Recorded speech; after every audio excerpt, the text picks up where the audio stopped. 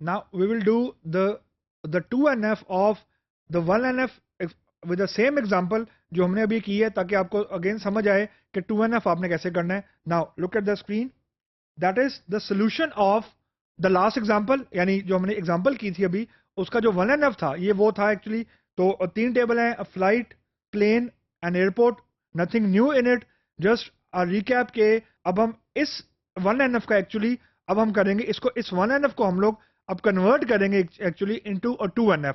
तो we have to pick every relation one by one and then we have to convert every relation into 2NF again. अब यहां पे shortcut तरीका ये था कि 1NF का ऐसा टेबल या ऐसे टेबल्स जिसके अंदर सिंगल एट्रीब्यूट और प्राइमरी की है वो ऑटोमेटिकली या ऑलरेडी 2NF में मौजूद होते हैं, क्योंकि 2NF का रूल ये था कि there should be no partial dependency. तो जब आपने सिंगल एट्रीब्यूट प्राइमरी की बना दिया तो इसका मतलब है कि सारे के सारे नॉन की एट्रीब्यूट फुली फंक्शनल डिपेंडेंट हैं की एट्रीब्यूट के ऊपर, प्रोवाइडेड कि key attribute is a single attribute. तो now as per this rule जो फ्लाइट का टेबल है उसके अंदर सिंगल एट्रीब्यूट प्राइमरी की है, तो I am not going to change it anything. मैं को चेंज नहीं कर रहा. Region, destination, origin, distance, date of departure and time of departure are fully functional on FID. Meaning if you know the value of FID, you can tell the correct value of all the remaining non-key attributes. Again, दूसरा जो table था plane का, अब ये interesting table है. Region, इस टेबल में कॉम्पोजिट प्राइमरी की भी है and then we need to see कि अब इसके अंदर फुल फंक्शनल डिपेंडेंसी है या नहीं है. अब again we will ask the same question. P name को फाइंड आउट करने के लिए क्या FID का पता होना चाहिए या पैसेंजर आईडी का पता होना चाहिए? अब यहां पे थोड़ा सा कंफ्यूजन होगा कि passenger name can be same, जो पैसेंजर आईडी है वो भी सेम हो सकती है. The distinguishing factor would be कि फ्लाइट कौन सी है.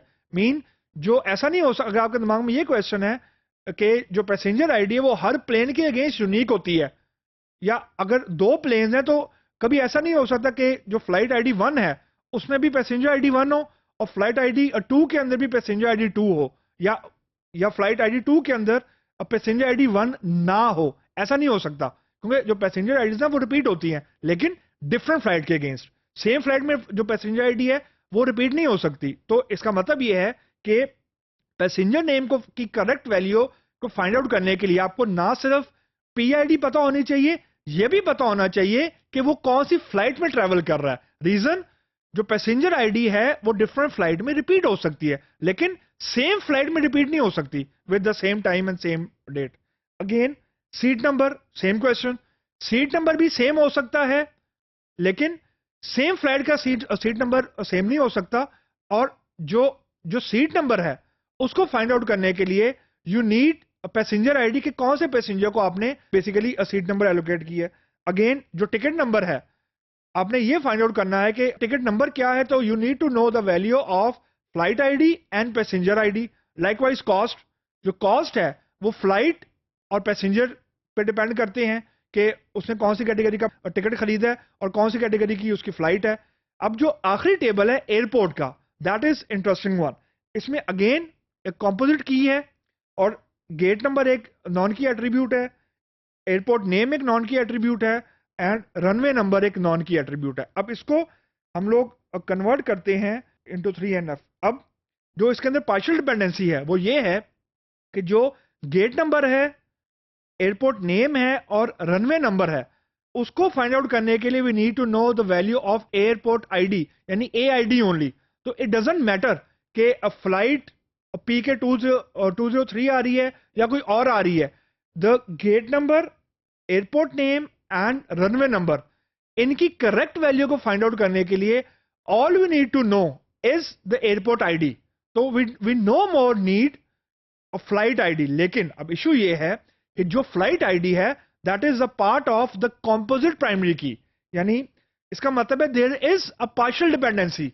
तो पार्शियल डिपेंडेंसी का मतलब ये है कि 2NF में ये अब टेबल मौजूद नहीं है, we need to convert it.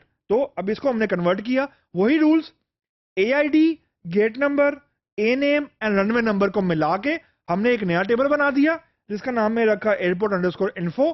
और जो ओरिजिनल टेबल था एयरपोर्ट का उसके अंदर से मैंने gate number and A name and runway number को निकाल दिया, जो लेफ्ट ओवर रह गया, लेफ्ट ओवर वो था airport ID and flight ID, इन दोनों एट्रीब्यूट को मिला के मैंने एक नया टेबल बना दिया, और बाकी जो नॉन की एट्रीब्यूट थे वो मैंने रिमूव कर दिए।